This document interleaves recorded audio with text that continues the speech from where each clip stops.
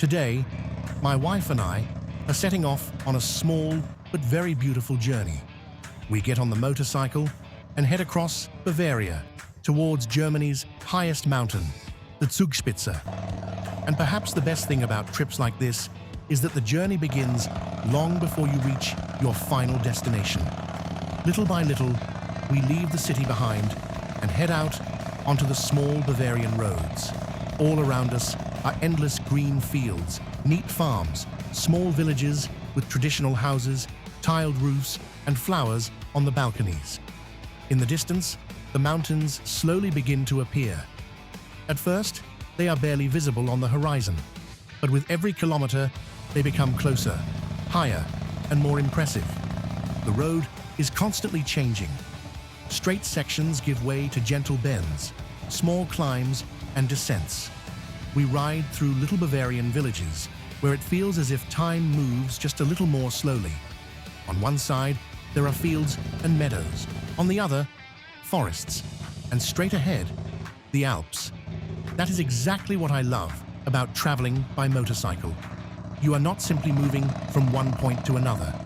You feel the road, you smell the fields and the forest. You feel the warmth of the sun, and notice how the air changes as you get closer to the mountains. In a car, all of that passes somewhere behind a window. On a motorcycle, you become part of the journey itself. The weather that day was absolutely incredible. A real Bavarian summer. Sunshine, blue skies, and temperatures of around 36 degrees Celsius. In that heat, it is especially enjoyable to ride along the small country roads surrounded by green fields, trees, and constantly changing scenery. And so, enjoying the road, the beautiful Bavarian landscapes, and looking forward to seeing the Alps, we gradually made our way towards the Zugspitze.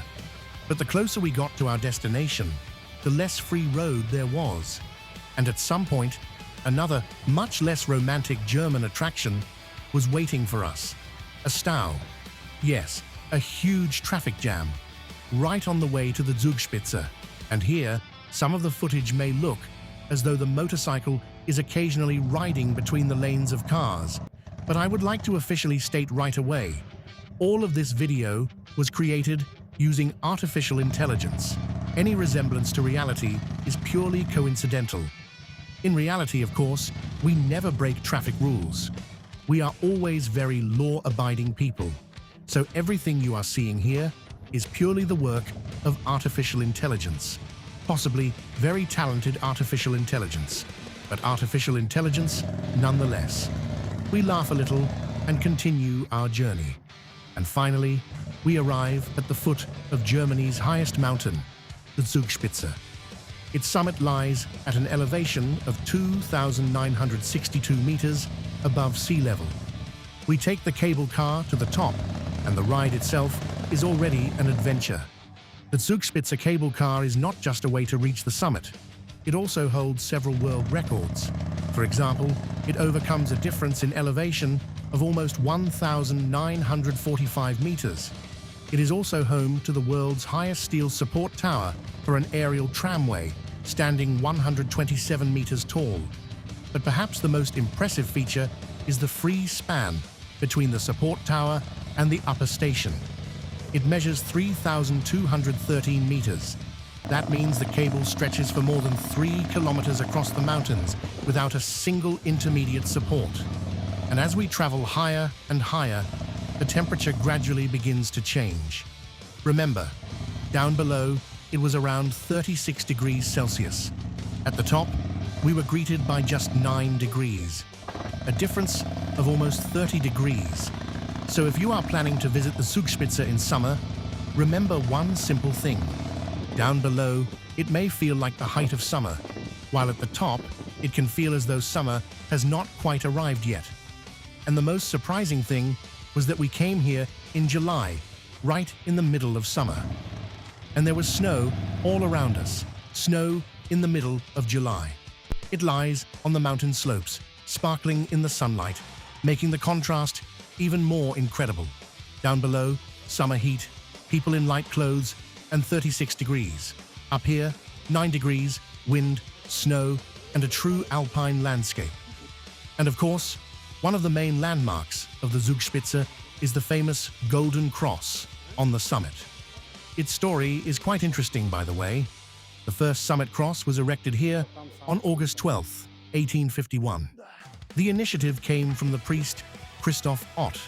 At that time, 28 people carried the cross, weighing around 136 kilograms, to the summit over the course of 3 days. Just imagine that. No modern cable car, no convenient infrastructure, just people, mountains, and a 3-day climb carrying a huge iron cross. Over the years, the cross suffered repeatedly from harsh weather and lightning strikes. It was repaired and moved from the western summit to the eastern summit. Eventually, the original cross, after standing there for many years, had suffered so much damage from the weather and other events that it was replaced by an exact replica in 1993.